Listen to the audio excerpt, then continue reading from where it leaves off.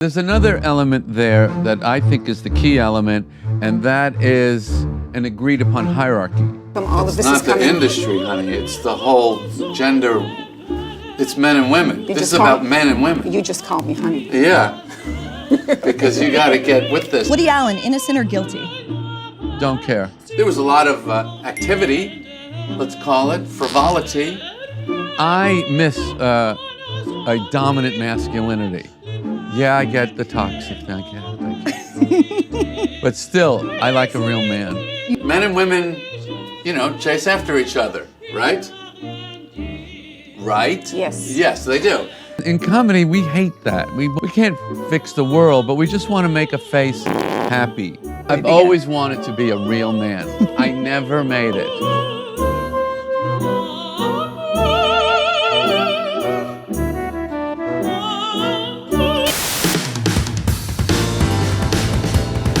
The scene is Central Park in New York City. A 17-year-old is rollerblading, just enjoying the day, when a 38-year-old man spots her. Infatuated, he thinks about this girl and comes back to the park later that day to find her. Creepy, right? After he finds her again in the park, they end up dating for 3 years. Yikes! Jerry Seinfeld. He's not just a creep who dated a 17-year-old when he was 38, he's also your parents' favorite hack comedian. A comedy juggernaut from before the woke blue hairs turned all jokes into huggies and kissies. He's had a slap-based show, a movie about a bee who fucks, and a film about pastries, propped up by many more successful comedians. But why does he get a creep pass? Surely it's universally understood that if you knew someone who was 38 and they dated a 17-year-old, you would think of this person in a completely different way.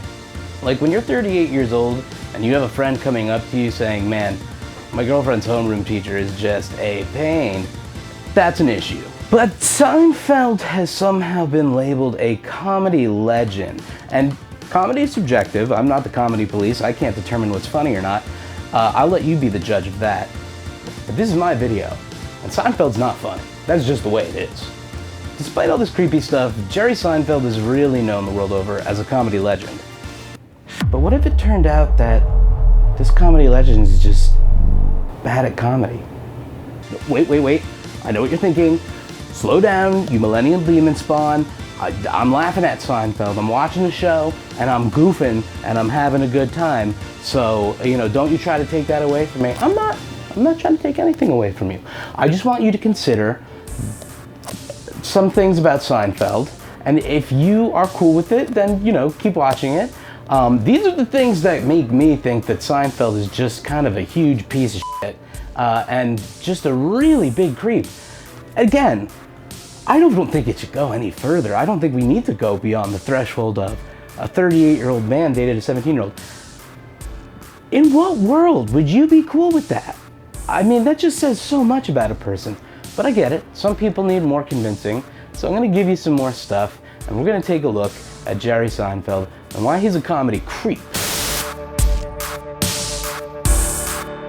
Okay, so like I was saying before, if you're laughing at the show Seinfeld and you just think I'm some whiny woke millennial, that's fine. I am some whiny woke millennial, that's totally fine. I'm fine with being a whiny woke millennial, I don't care. So like I was saying, if you find yourself laughing at the show Seinfeld, I don't think that's without reason, because think about the show Seinfeld, it's written by some incredibly talented people, and I think we can look at the intros of the show to sort of illustrate the point that Jerry was surrounded by a lot of really talented people, writers, comedians, who outclass him in every regard.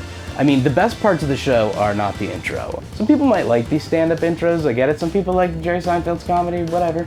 But I feel like his comedy just doesn't evoke anything more than a tepid little laugh, you know? A nose laugh, maybe.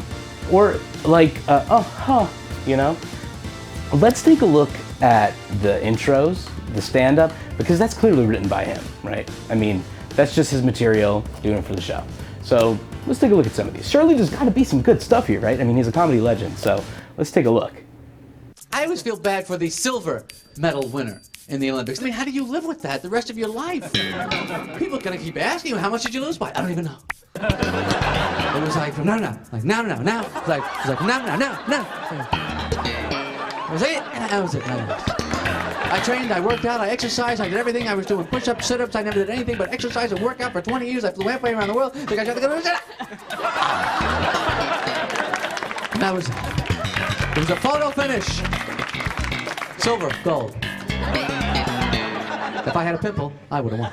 You know, you throw a rock into a crowd, that's considered terrorism. But if you have a nice follow-through, you know, that's golf. Car names are so stupid, aren't they? No baron has ever owned a LeBaron. You know, or the Ford LTD. LTD, limited.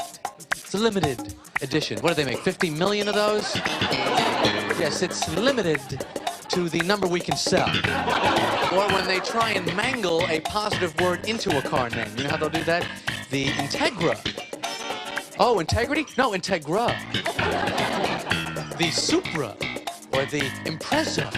Yeah? Well, I hope it's not a Lemona. Or you'll be hearing from my lawyer. Oh shit, that was awful. But comedy is subjective, like I was saying. So surely as a comedy legend, he would have some other projects under his belt. That would be good, right? Let's take a look at his cinematic works, right? I mean, he's probably got some really good movies. I think we've got B-Movie and Unfrosted. Oh, wait. How did you learn to do that? What? That. The talking thing. Oh, same way you did, I guess. Mama, Dada, honey. You pick it up. That's very funny. Yeah. Bees are funny. If we didn't laugh, we'd cry with what we have to deal with. Anyway. Can I, get you something? This section of the video got hit by Jerry Seinfeld's copyright goons. He does not want you to see this Pop-Tart film. I repeat, he does not want you to see this Pop-Tart film. He is hiding the truth. All right, well, some comedians, they're not like movie people, right? That's like a different format, so it might not count. He's got comedians and Cars Getting Coffee. Let's take a look at that. He's probably funny in that. Off the cuff, right? I mean, just riffing on life. That's gotta be his thing. Let's see. I'm sure the Chinese have seen the fork, but we're staying with the stick. All right, he's gotta be beloved for a reason, right? Like maybe he's chill and he's got like cool takes on shit and like he's just like a chill guy or whatever. None of this is gonna be funny, is it? As a comedian, you have to make me laugh, right? I mean, comedians who are complaining about the state of comedy and that they aren't getting laughs from people because, you know, woke PC culture killed comedy, they just can't write jokes anyway. I mean, that's literally all it is. If you're finding yourself blaming anybody but yourself for not making people laugh, that just means your jokes aren't good. I don't make rules. That's just literally the way it goes. Jerry Seinfeld agrees with this, by the way. His whole take on comedy is that it's self-correcting. Jerry, take it away. The rules of comedy are immutable, and the ecosystem of comedy is not the most, but one of the most self-correcting ecosystems. I said to somebody the other day, comedy corrects itself.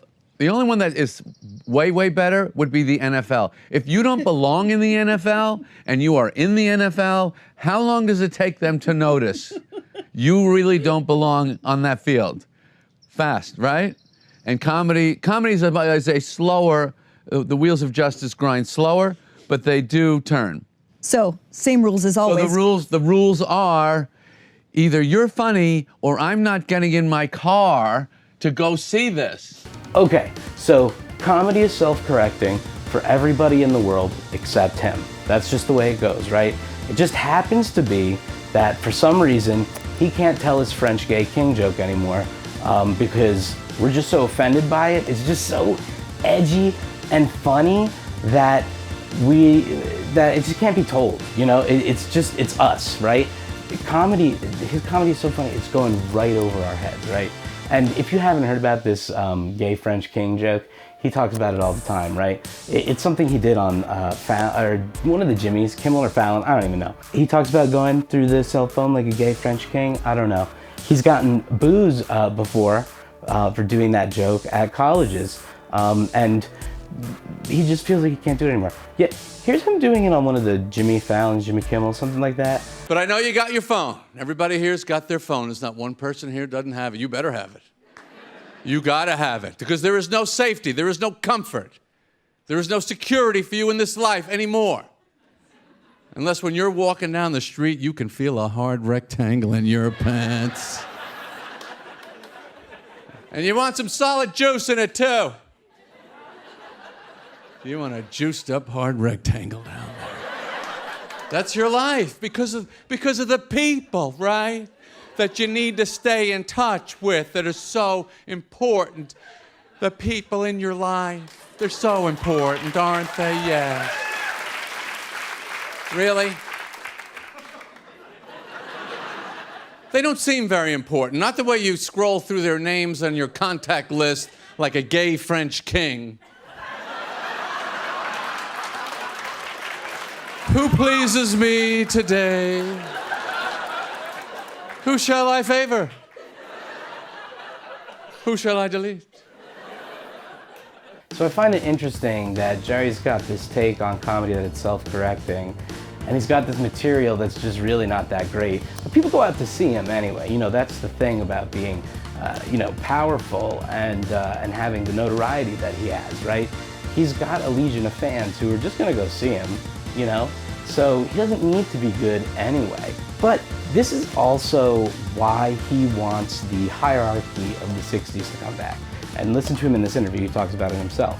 He literally says hierarchy is what is gone in this day and age, and that's what he wishes we had back. There's another element there that I think is the key element, and that is an agreed upon hierarchy, which I think is absolutely vaporized in today's moment. Okay. And I think that is why people lean on the horn and drive in the crazy way that they drive.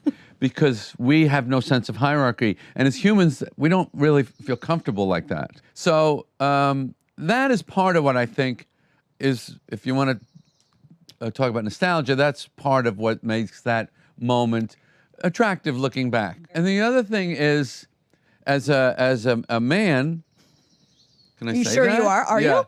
I've always wanted to be. I didn't ask your pronouns before we began. I've always wanted to be a real man. I never made it. But I really thought when I was in that era, again, it was JFK, it was Muhammad Ali, it was Sean Connery, Howard Cosell. You can go all the way down there. That's a real man. I want to be like that someday. Well, no. I never really grew up. You don't want to as a comedian because it's a childish pursuit. But I miss a dominant masculinity. Yeah, I get the toxic thing. I get it. But still, I like a real man. And there's a reason he wants this hierarchy back, right? It puts him in power, right? And when you have power, you don't need to be as good. That hierarchy is the exact kind of thing that rots industries from the inside out and enables predators like Harvey Weinstein to do the horrible things that they do. But speaking of Harvey Weinstein and the whole Me Too movement, I mean, Jerry never thought much of that anyway. Here's him talking about it in his own regard, saying, it's not the industry's fault. This is just how men and women behave. Let's talk about serious things then. The Me Too campaign. Yes. What's wrong with the industry? I mean, are you asking yourself how come all of this is It's not coming? the industry, honey. It's the whole gender. It's men and women. You This is just about called- men and women. You just called me honey. Yeah. Because you got to get with this. It's not show business. This is global. Did you see any of it? Because everyone's saying it was all around and everyone knew about it, but then Well, which show? Who are we talking about? just things that were going on around in studios and No, networks. honestly, I've never seen, and during the years when I worked on my show, and even in the nightclubs, I mean, a lot of the comedians, there was a lot of activity, let's call it, frivolity, comedians and waitresses and everybody. I mean, men and women, chase after each other, right? Right? Yes. Yes, they do. Now, I've never seen it done in a way that was that I thought that's not right. So you're what surprised that guy's doing. So you're surprised with all this Me Too campaign and things that are coming out now? No, I'm not surprised. But you asked me if I'd seen it. Okay. So I haven't. Yikes, that was gross. We need a palate cleanser, I think. Like any amount of comedy would do right now, anything. If I could just find a little piece of comedy anywhere in the world right now. needed that. That comment made me laugh so hard when I first saw it. When random people on the internet can outclass you in comedy, you need to be a lot better than you were before, right? There's a lot more people out there cracking jokes. So maybe your jokes aren't standing the test of time because they're just not as funny as you thought they were. And come to think of it, maybe we're confusing Jerry's humor, Jerry's comedy, Jerry's funniness with the proximity to actual funny people. He's around funny people all the time. So it makes sense that people end up thinking Jerry's funny. I mean, they're always laughing when Jerry's on the screen, but that's probably because somebody else is either giving him a line to make you laugh or is making you laugh themselves, right? Comedians in Cars Getting Coffee, he's with other comedians in a car, right? He's not the funniest guy on the show. I mean, watch, he's just not. Your bra strap is slipping. There it is, Big Wow, Lots. I knew there's one around here. I've always wanted to go to a Big Lots. You know what I like about Big Lots? What? The exclamation point. That's what you like about them. Am I boring you? Women are doing everything that we did. I remember the first time I was in a strip club and a woman walked in the strip club, she's coming to see the women. I felt something's wrong here.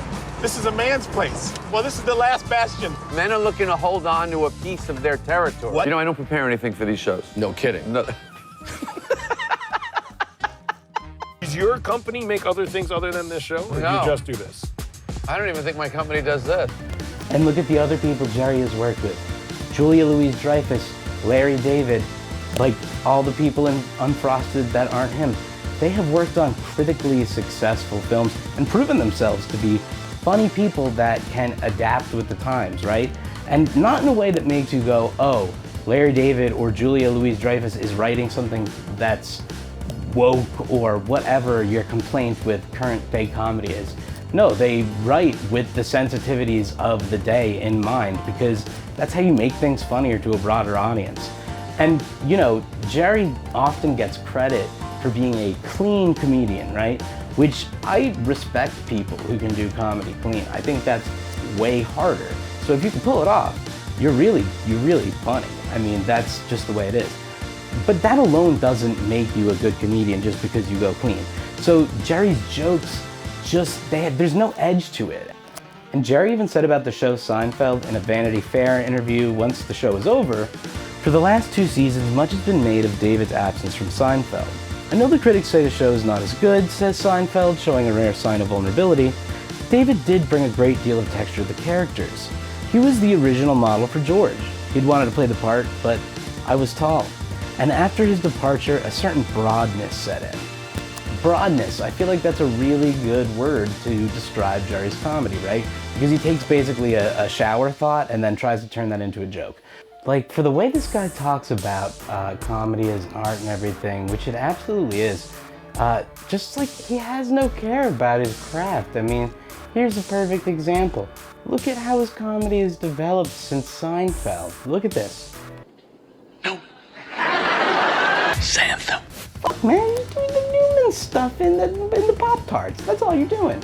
But it makes sense that his comedy wouldn't change at all over time. I mean, he says people don't have access to comedy anymore. Just listen to what he said in this interview. Nothing really affects comedy. People always need it. They need it so badly, and they don't get it. It used to be you would go home at the end of the day, most people would go, oh, Cheers is on. Oh, MASH is on.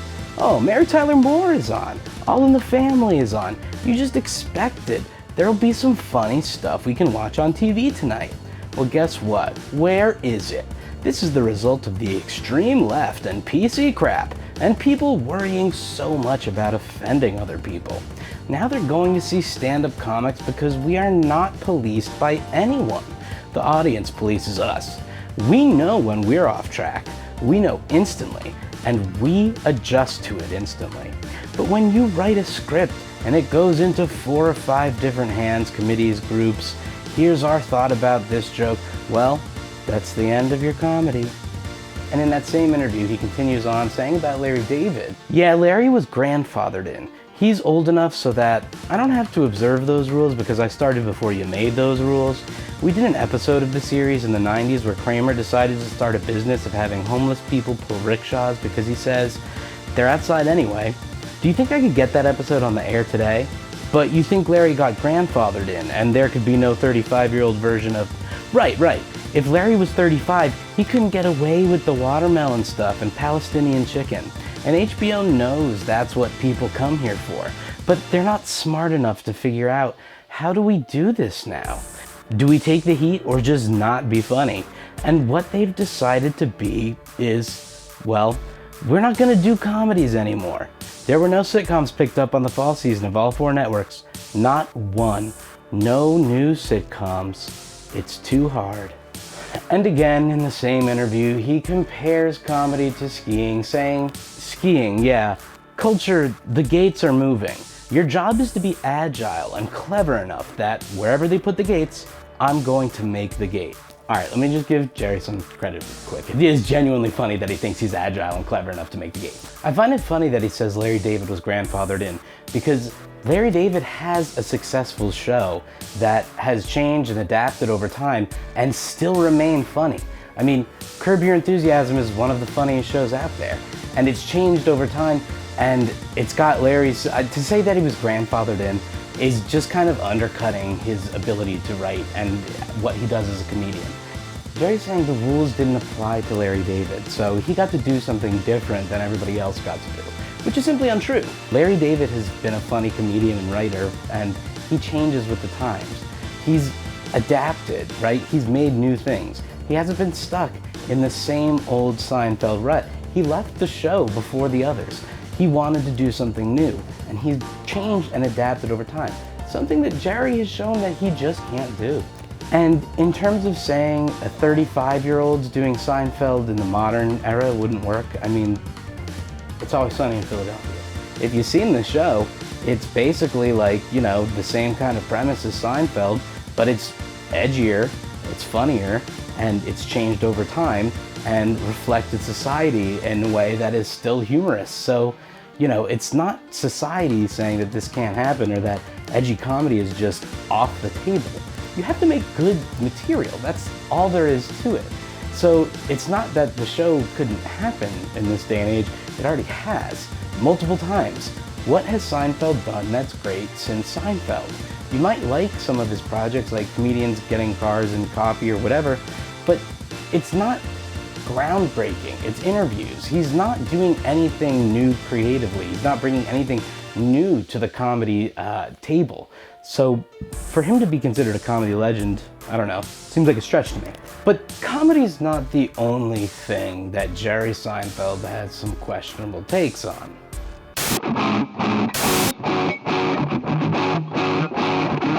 In 2018, Jerry Seinfeld brought his family to Israel and made a visit to the Caliber 3 training facility located in the West Bank.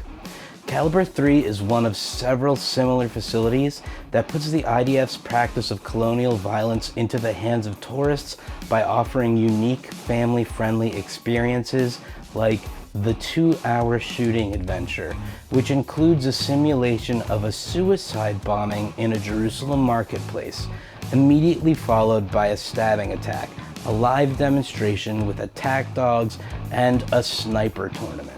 The cost of the basic package is $115 per adult and $85 per child. From Caliber 3's own website, the IDF Shooting Adventure is an exciting, one-of-a-kind program that puts you, your family, and friends in the boots of a combat soldier for 2 hours through live demonstrations, training, shooting, and learning about the most moral army in the world, the Soul of Israel.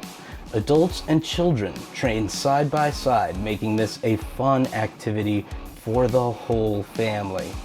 The program is suitable for visitors age 4 and up.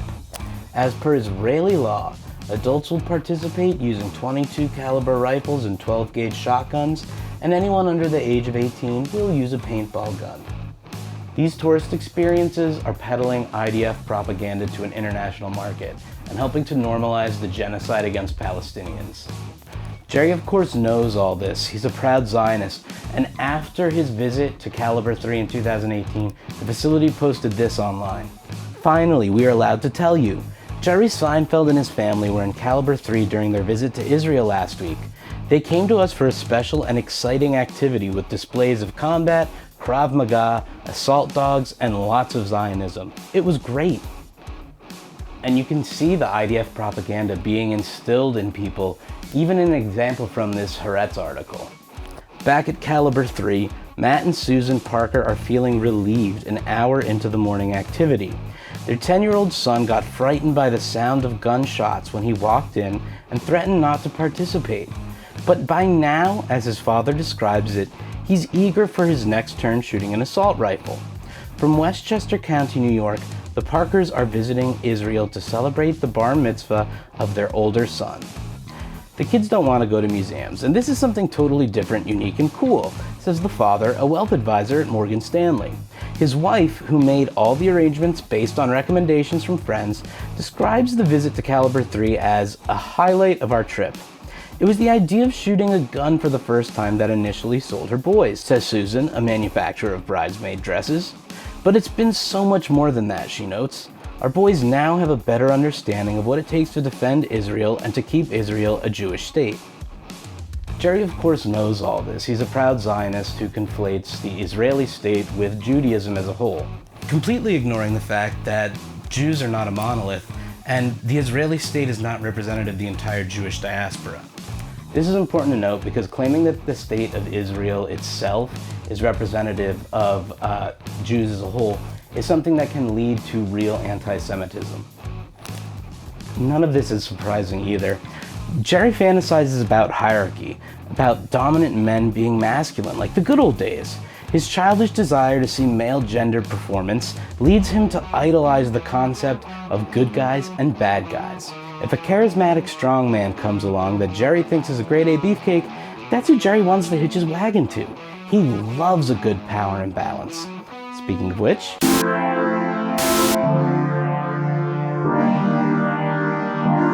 I think a 38-year-old dating a 17-year-old to me is indicative of a huge problem and a huge character flaw. Because in interviews before he got married to his current wife, he often would romanticize this relationship. Not only by Seinfeld, but perhaps by media and people in general. Nobody ever seemed to care that he dated this young girl. I've talked to older people in my life who know about this sort of thing, and it's sort of like, oh yeah, that is creepy, but I like the show. I think this really illustrates just how creepy and disgusting this sort of thing was. It's around 10 p.m. on a Thursday, and Seinfeld is nursing his second glass of white wine in the bar at the Four Seasons Hotel in Beverly Hills. He's not much of a drinker, so he's a little bit looser than usual. He's trying to recall a particular party game that supposedly reveals character. You name a body of water, he explains, not certain of how this works. And that's what you want from sex. And you say your favorite color, and that's how you see yourself. And then you name your favorite animal, and those are the qualities you're looking for in a mate. Seinfeld takes a small sip. My favorite body of water is clear and blue like the Caribbean. My favorite color is blue because it's deep and warm and reassuring. And my favorite animal is the dolphin, because it has a great body and a nice disposition. Seinfeld pauses. Where does that leave me? It's hard to say, so I pose a simpler party question. What scary thing have you never done? Well, Seinfeld replies rather proudly, I've gone skydiving, hang gliding, been to racing car school. I like high-risk activities. I played golf once. It wasn't dangerous enough. I'd rather be in the gallery and get hit by a ball. Seinfeld thinks for a moment. I guess the scariest thing I haven't done is get married. I still feel I'm not old enough. I think your 50s would be a wonderful time to be married. Right now, I'm too busy with other things to really look at any relationship in a serious way. Seinfeld has a general idea. Think dolphin, a great body and a nice disposition, of what he's looking for in a wife. I don't want my wife to work, he insists. I've had enough career for both of us. The wife needs to be fun-loving. Let's drive cross-country. Let's go to Corfu. Let's have fun. He takes another sip. People aren't as fun-loving as you think. They have all kinds of other things that they have to do. This is a thinly veiled reference to his last girlfriend, Shoshana Lonstein, whom he began dating when she was 17 and he was 38. They met by chance as Lonstein rollerbladed past Seinfeld in Central Park. I really liked that girl, Seinfeld later told a friend. He returned to the park that day and miraculously found her again. A year later, Lonstein transferred from George Washington University, where she was a freshman, to UCLA. She kept her own apartment and was, by all accounts, remarkably calm about having such a famous boyfriend. Shoshana is older than her years, says a friend who spent time with the couple. She has a certain sophistication about the world. Jerry respected her. He listened to her. They really loved each other. I know everyone looked at that relationship as, here's this rich TV guy and here's this young, hot girl, but it wasn't like that at all. We were very much in love, but the timing wasn't quite right. He stares a second. I almost got married to Shoshana, but it didn't feel like our lives were dovetailing. She was starting out in life, and I was finishing up a big chapter. She's the type of person who needed to do things. She'll accomplish a great deal. Suddenly, Seinfeld seems blue. The timing wasn't quite right, he says again, but it was wonderful. Lonstein and Seinfeld no longer speak. She's moved back to New York, where she's often photographed at clubs or restaurant openings, identified as Seinfeld's ex-girlfriend. So how has Seinfeld remained relatively immune to criticism, considering all these things he's done that are just questionable? It feels like, in a way, Shoshana's identity was sort of stripped away, right? She's Seinfeld's ex-girlfriend. That's how you're referred to, right? That's the power imbalance there. Why does the title of comedy legend or, having a really great show grant you immunity from having done some really dangerous things? Dating a 17-year-old when you're 38 is beyond the pale of something that's acceptable. It's completely disgusting. And it's just not part of how we identify him, really. When in so many other cases, people without power or something like that, that's how we would immediately identify them. I mean, if you were a 38-year-old dating a 17-year-old, that's your main identity. That's how everyone's gonna know you. No one's gonna wanna be around you because that's a weird thing. But if you're rich and powerful, the rules change. Why is that? I'm curious myself. And what do you think of Seinfeld? Do you think he's a comedy legend? Do you think none of this stuff matters? I think it's really important. I think it's worth talking about. But let me know in the comments below. What's your view on Seinfeld and all that? And guys, really quick, if you're liking the video, please subscribe, like, help the channel grow. I'm trying to create more really great content, and I want to give you guys all sorts of great stuff. So like and subscribe. Let me know what you'd like me to make videos on in the comments below. My personal feelings about Seinfeld's comedy aside, I don't think it's very good. I don't think he's funny. So, whatever. That's the problem I had with him in the first place. But then when I learned about all this other creepy stuff about him, I mean, there's huge issues here, right? My biggest problem with Seinfeld is that he doesn't believe he has anything to do with anything that goes on in the world. Everything feels politicized right now. Yeah. And so you yourself have become politicized in a way. Little bit, yeah. Do you feel that? I do. You comfortable with it? It's so dumb. It's so dumb. In fact, when we get protesters occasionally, I love to say to the audience, I love that these young people, they're trying to get engaged with politics. We have to just correct their aim a little bit. They don't seem to understand that as comedians, we really don't control anything. Right, right. No one's really... No, you're pulling the strings over the war in Gaza, yeah. Right? That's how I think of you. Yeah. You've done a bunch of shows, obviously. You're constantly doing shows. You did one in Syracuse in December that attracted protesters, and then they were chanting that you're complicit in genocide. Then when I gave this talk in February at the Y, there was this footage of you where they were calling you a genocide supporter and Nazi scum. And the thing that jumped out at me was not the things they were saying, of course, because they say it to anyone. Yeah. It's that you were smiling and waving and genuinely seemed to be enjoying yourself. Yeah. Were you? Yeah. Why? It's so silly. It's like, they wanna express this, sincere, intense rage, but again, a little off target. Right, right. Little off target. So that's, to me, comedic, But here's the thing, when you're a massive celebrity and you have a huge platform, you can do something. You acting in certain ways advocates for certain ways of thinking. You going to Caliber 3 and playing IDF makes people think that that kind of thing is okay. You dating a 17-year-old when you're 38 and people just going, well, I mean, I like his show, so I guess that's okay. That is enabling that kind of behavior. He doesn't think somebody like Woody Allen has committed a crime or done anything creepy. That's incredibly telling to me. And when people have these sort of dangerous takes and a huge platform, it can cause a lot of problems. But it's no surprise that younger generations really are not into Jerry Seinfeld, and hopefully that's something that continues. But I want to know what you guys think about Jerry. Do you think he's a comedy legend or comedy creep?